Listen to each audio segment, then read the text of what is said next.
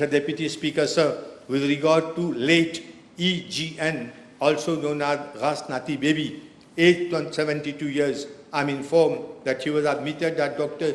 A.G. G2 Hospital on 23rd March 2026 with a serious medical condition along with comorbidities.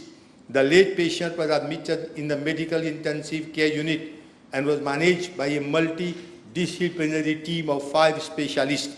He was kept under close observation and appropriate treatment was administered.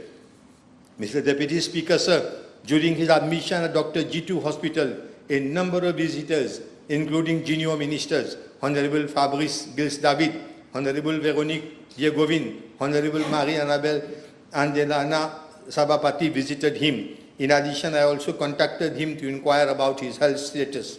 The Regional Health Director was also constantly overseeing the treatment provided to the patient.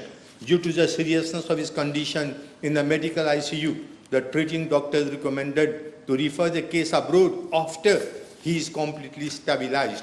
I would like to inform the House that even the Prime Minister inquired from me about the health status of late Rasnati Baby. The Prime Minister also spoke to the patient on phone to reassure him of all assistance that government will provide to him. Mr. Deputy Speaker, sir, I am also informed that on or about 6 April 2026, several members of a private organization visited the patient in MICU at Dr. G2 Hospital during visiting hours. On 8 April 2026, while patient was still in ICU, awaiting medical fitness for air travel, when unexpectedly one of his close relatives signed a discharge against medical advice, that is DAMA. Mr. Deputy Speaker, sir, I'm also informed that the Overseas Medical Care Assistance, OMCA, made arrangement for the transfer of the patient to Park Hospital, Haryana, India, where he was admitted on 9 April 2026. The patient was certified fit to travel by a medical practitioner from OMCA and was transferred without any accompanying relative. Because in such cases, in extreme cases, they are bound to be accompanied by one of their relatives. But here, there were no relative who accompanied the patient.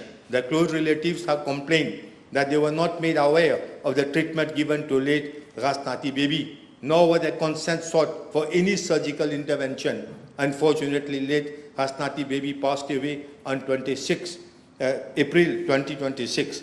On 27 April 2026, my ministry received a request from our High Commission in New Delhi for a no objection certificate to facilitate the repatriation of the mortal remains. The said certificate was issued by my ministry on 28 April 2026 to Eli and Sons Funeral Services without delay.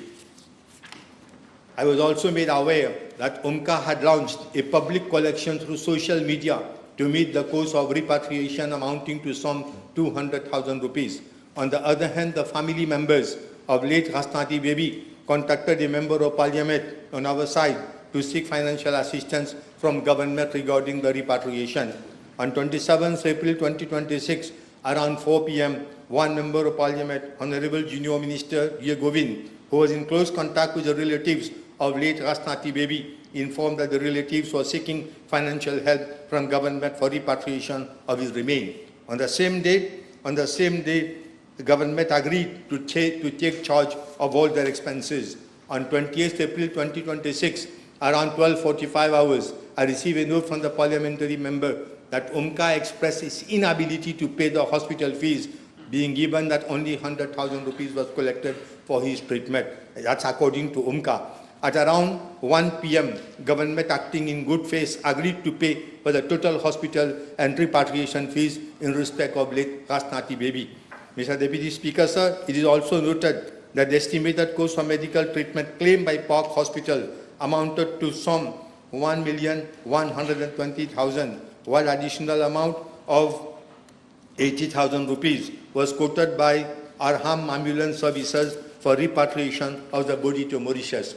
On 20th April 2026, our High Commission in New Delhi was informed that all costs relating to the repatriation will be met by my ministry. It is also to be highlighted that mission had already instructed this bank to make necessary arrangements to effect the relevant payment to Park Hospital.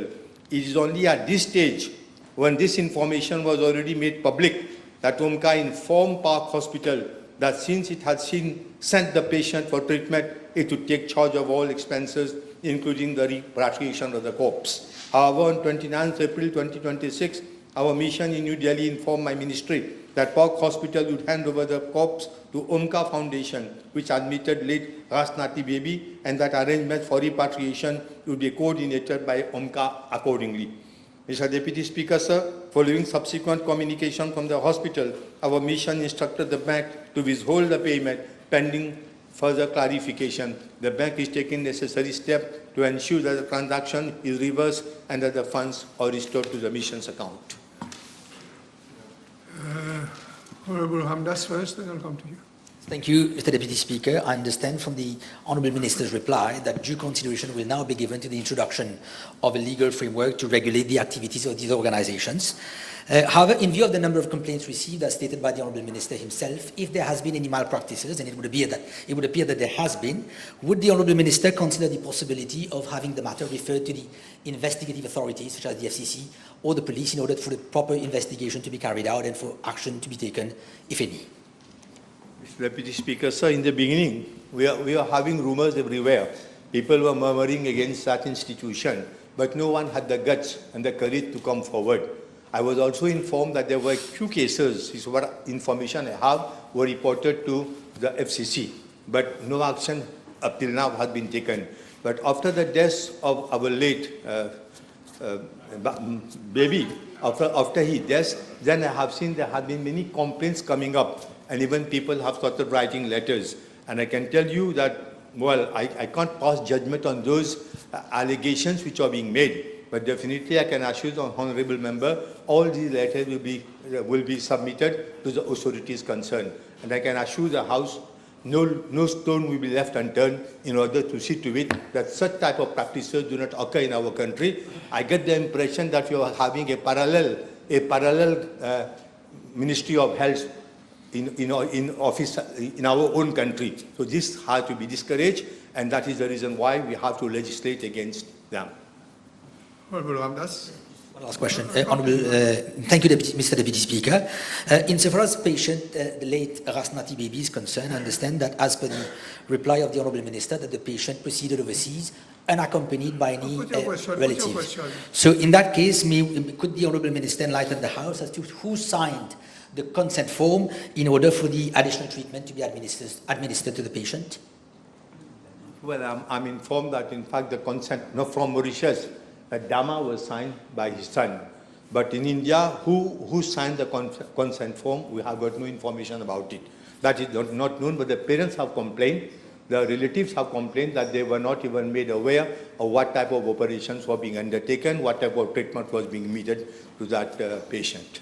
Honorable, yes. Thank you, Mr. Deputy Speaker, sir. Can the Honourable Minister refer the following matter to the Medical Council, given the fact that 5 specialists from the Ministry of Health did not give the authorization for the patient to fly to India for overseas treatment, and another doctor who is employed by the Omka Foundation gave the authorization to go abroad for medical treatment. Can this matter be referred to the Medical Council? I'll certainly do it. Yes. Thank you, Mr. Speaker. May I ask the Honourable Minister, considering the increasing number of unfounded, unrealistic, unproven medical treatment being proposed to innocent victims by many of these organizations, will your ministry undertake in the short term to have a one-stop shop to advise people as to what sort of treatment are really feasible and what are those that they are being taken on a ride just for the purpose of people making money? Thank you. Mr. Deputy Speaker, sir, the Honourable Member being himself an excellent doctor, top-ranking doctor of the country, knows that, of course, I'm not blowing his trumpet, but this is a fact. So he knows very well that when somebody, let us say, have got 4th stage cancer, normally our government, our authority don't allow him to travel. But in this here we find that dozens of such cases where all of us know what will be the end result. But unfortunately, they exploit the weakness of these people who really wants to, save themselves, their lives. So such people fall a prey to such organizations. And I can assure the honorable member that we are going to issue communique, also official communique, till such time that the law is amended to warn the public not to fall into the trap of such organizations. And these organizations, I get the feeling, are mushrooming now in our country. Instead of Okay, one, there you was have two, answered now the there's question. 3 or 4. You have answered the question. Next, one last question on this topic by Honorable Prayag. Sorry. No. Prayag, Honorable Prayag. Thank you. Thank you, Deputy Speaker, sir. What's your chance? Would the Honourable Minister consider to, on an urgent basis, to change modalities for visitors to go to the hospital and to visit patients, especially those admitted in the ICU, or to make it formal so that all visitors make sure they give their names so that people know who are visiting ICUs, and especially not immediate relatives? Thank you. Visiting hours, it becomes a bit difficult to know who is coming, whether he's really a doctor or he's a wolf in the ship's closing, for such people to come. But I would try to assure the House that we are going to keep a register, Try to take particularly the in name of the ICU. wolf. The Honorable First Member for Wooding. Thank you.